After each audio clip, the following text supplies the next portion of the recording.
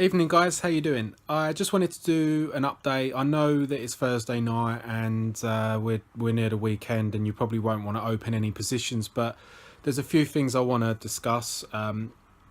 Basically, I put out a recommendation last night to sell BAE systems, and I was already short, but for anyone that didn't catch my video in time, it was probably too late. It gapped down and went lower throughout the day.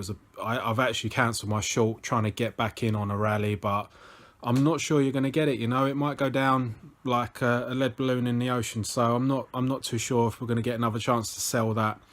I do have an update for you because I said that there was a breakout on IMB, which is Imperial Brands, I think, and little did I know they actually went ex-dividend. But when you look at the drop today, we have literally back tested the trend line, so it's actually a really good entry for tomorrow morning, which is one of the reasons why I wanted to do this video tonight. And also RBS shareholders, I've looked at the chart. We was forming consolidating, and I would say a ball flag around the 200-day moving average, and it's broken above. I think we've got a good little run to go on now. Just a quick one.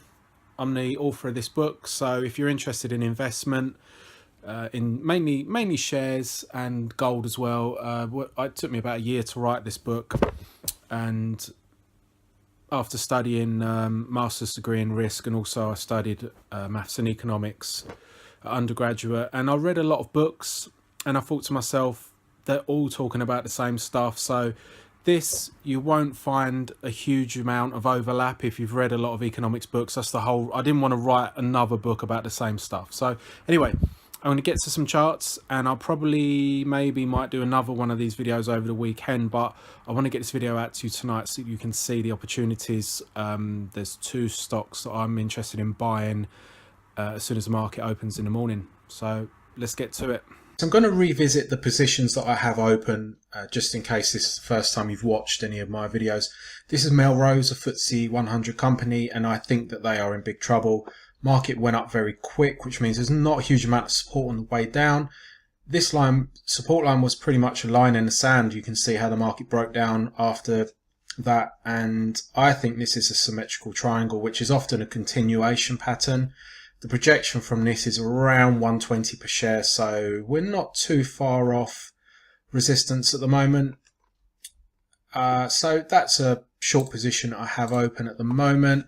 Let's go and talk about BAE Systems. This is something that I was short on, and you can see last night I put out a recommendation to sell, and unfortunately it gapped down and the market had a big down move. It's not at my target yet. My original target was around 135 pence per share. So if we do get a rally to back test resistance, I would watch the hourly and sell any weakness at that price. So I'm not convinced you'll get it. I don't know, but this is definitely a bad market. This is going lower. This is potentially a breakaway gap, and you could just go lower tomorrow. But if you do get a turnaround, I think there's going to be a lot of people on the sidelines looking to double up on their shorts or get in on the market. Imperial Brands is one. I'm just trying to find them.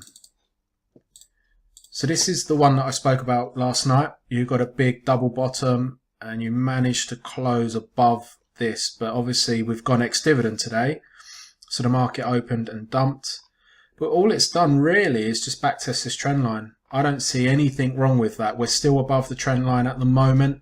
Maybe you would wait for confirmation that the market wants to go higher and then buy, because I think at least, what is that, £28.40 per share at least. And if this is a double bottom, the projection is going to be much higher if this is the bottom of the market. So this is a good buying opportunity.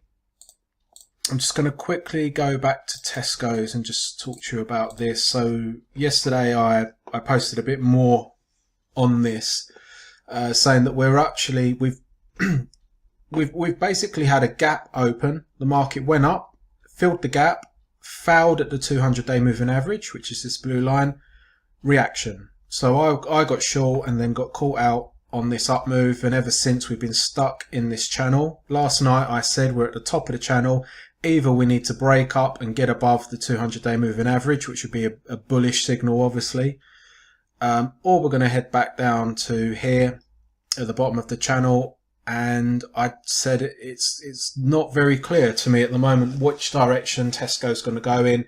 I really should pull my short, but I'm willing to give the market a little bit more breathing space. Maybe what it does is it breaks down and hits my target of around 210 per share. But let's go to RBS, because this is the main event of this video really. So I've noticed the banks have been quite bullish, or potential to be bullish. They've been hovering at resistance lines for quite a while. If you look at Barclays, there's a potential inverted head and shoulders. Actually, let's go to Barclays. So I was initially selling rallies in this actually, and then I noticed that the market was bouncing off of resistance, and then it just sort of formed a bear flag, but it wasn't moving away from this resistance, and I thought this is very odd. Then I started to notice what could be an inverted head and shoulders. So you've got shoulder, head, shoulder. Market gapped up. It's back testing that line at the moment, and we close right on it. So a little bit of indecision, but I say if the FTSE is green tomorrow, I can see this rallying. And if this is an inverted head and shoulders, then the tide is about to turn on the UK banks. So I think we can have a run to the 200-day moving average on Barclays. I'll go to Lloyd's as well while I'm at it, because I've already done the analysis. You can see there was a consolidation here. This is what I didn't like. I was very much selling rallies, and then I noticed that this looks to me like a bit of a diamond formation, and normally you get a massive move when it does eventually break out.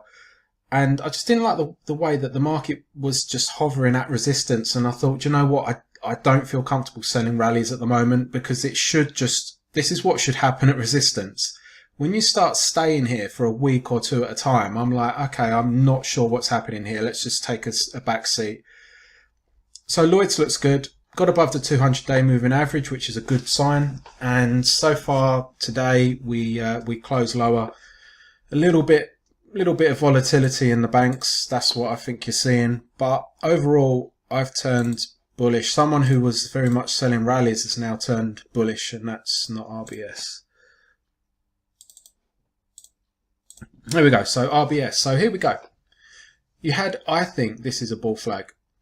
I think that this is a beautiful bull flag at the 200-day moving average. And we've clearly broke above that now. Targets, I think. So there's your bull flag. The interesting thing is, this is why I wanted to do the video tonight. You see how we've had a good couple of up days, and now we've closed lower today, but you see how it's back tested this horizontal, what is now support. I say we have a rally up to at least this horizontal line, and I see this trend line being tested. Depending on how quick we can get there, I think you're looking at what, 265, 270 as a target. Normally bull flags are around midpoint of a move.